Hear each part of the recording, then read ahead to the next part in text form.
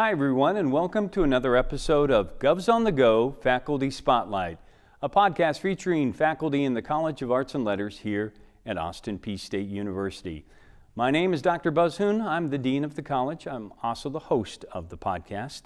Today I'm talking with Barry Gresham, Assistant Professor in the Department of Communication here at Austin Peay. Thank you for joining us, Barry. You bet. Great to be here. Now, we only have 15 minutes, and I'm sure we could go much longer than that. So I'm going to try to keep my questions concise. Sounds because great. You and I are very similar in that we have a love of teaching sports broadcasting. We do. Yeah, we have a lot in common. Now, I usually like to start in a different area, but for you, I want to begin with this question. At some point, I think each one of us has a point where we realize what we really wanted to do in life.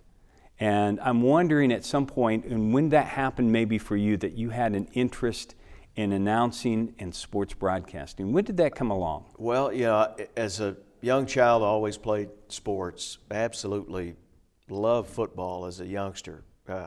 Roger Staubach was my guy. I'm not a Cowboys fan anymore, but absolutely loved Staubach. And then as I started playing basketball, when you're from Kentucky, you just have to, gravitate to playing hoops. I thought my neighbors thought I was crazy, but I would be in the driveway doing the broadcast of my games. And I'm the only kid out there playing. Yeah. But I would be passing it from Kyle Macy to Kenny Walker, and the different Kentucky players, actually doing play-by-play, even though I really didn't know what I was doing, just mimicking what Kaywood Ledford, the voice of the Kentucky Wildcats, by listening to those broadcasts. But little did I know that was great preparation, because I was calling my own games at probably age 9 and 10. They were just in the driveway instead of on the air. And even though I wasn't sure I wanted to do that at that point, I just knew I had to do something in sports. And as I got into high school, I saw that you could become a Kaywood Ledford or a Jack Buck, and there's a career in this, and I knew I had to be doing something in sports, and I really had a passion for broadcasting, being at the game, describing what's happening. And that's what I appreciate about what you're doing right now, is you're helping our young people with their passion and help them find what their goals may be. So let's get into a little bit about how you arrived in Austin Peay. Well, let's see. I'm in year 12, Okay. So time is flying right on by. But I came here from Tennessee State University. I was there 12 years as well before coming here, and was working as an associate athletic director for broadcasting, sales, marketing. So I was on the athletic side of things for most of my time at Tennessee State. And prior to that, it was starting out in my hometown of Hopkinsville, Kentucky, which is not far from campus at all. At WHOP Radio, started there my senior year in high school. And then I was a Western Kentucky student and became the sports director of the campus radio station, working on their newscast, and got into marketing, sales a little bit in Bowling Green, in addition to freelance radio broadcasting, and spent 2 years in Cape Girardeau, Missouri, doing Southeast Missouri State games, and was the director of news and sports operations for about 5 stations there in broadcast sales. So it's been everywhere I've gone, whether it was a full-time sports gig or not, there was some type of freelance element or an opportunity for me to continue broadcasting. Luckily, since 1986, there hasn't been a break. I moved to Nashville from Missouri in 1998, spent 1 year at the Tennessee Radio Network, providing the sportscast for the entire state of Tennessee. We had 83 affiliates at the time, and then moved on to Tennessee State, managed their campus radio station, and taught in the Department of Communications for the first 5 years, and the last 7 was as an associate AD, handling all the broadcast, sales, marketing for TSU before coming here to Austin Peay in 2011, I think it was. So let's talk about some of the classes you teach within the Department of Communication. Which ones do you really love to teach, and what ones do you think are special for you? Well, it's such a path that's laid out, from the intro class, the intro to sports comm. I love it because it's the first time normally I get a chance to meet the new students that are coming in, and we we toss them out in the deep end. They get a chance to actually go cover a game, local high school sports, and they've got to phone in an update, which gets put on the air. Some are completely terrified, but you find out early on who really has a passion to research and to come to the game prepared. And we normally also give them an opportunity in that class to do their first production. So we also get to see if they have a feel for that or really want to get into actual television production of the games. The sports interviewing and writing is an interesting class because we expand on that now. Instead of just covering the game and phoning in a score update or giving me a box score, they actually have to write the recap. They have to interview a player and coach after the game. So we get to see how well they handle that environment and how well they can write, which is very critical in anything we do in this industry. And from there, I really love the sports announcing class because that's what I enjoy doing the most. And it's a lot of fun there because you get to explain how much preparation goes into this. I don't think anyone realizes. They think you just show up, you can crack a few jokes, and you can be funny on the air. Just start talking. Yeah, but what are you talking about is the key to this thing. So the preparation, we really hammer that point home, really in all the classes, but sports announcing, they get a chance to see, hey, you can't just be a pretty face, or, Joe Buck just doesn't show up and he knows what he's doing. You have to prepare for the broadcast, and that's really, it's the necessary evil. You have to do it, but to me, if I don't do it when I'm broadcasting, doing Austin Peay games, if I don't get my preparation time, I know it instantly when I'm on the air. And I want to drive that point home to the students as well, that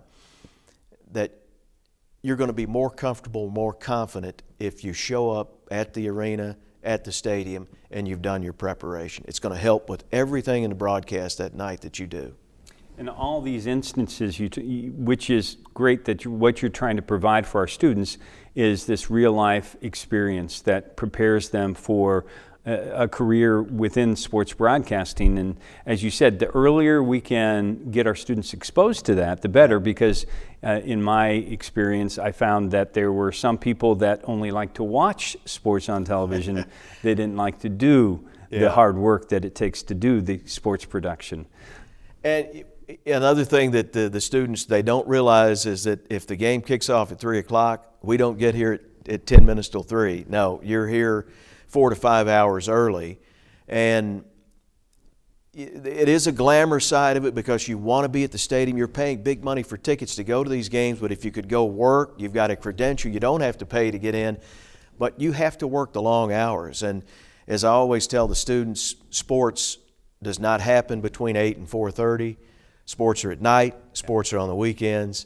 So it's a lifestyle you have to adapt to if you work in this business, because you are working the long hours, and when everybody gets a chance to go home in the evening, maybe to flip the TV on, no, you're there providing the pictures they're watching because you've been at the site 4 to 5 hours before tip-off or kickoff, and you're there a couple of hours after. So it's long days in the business, so you don't want to spoon feed and say, oh, this is the greatest business you can get into, because there are a lot of long hours.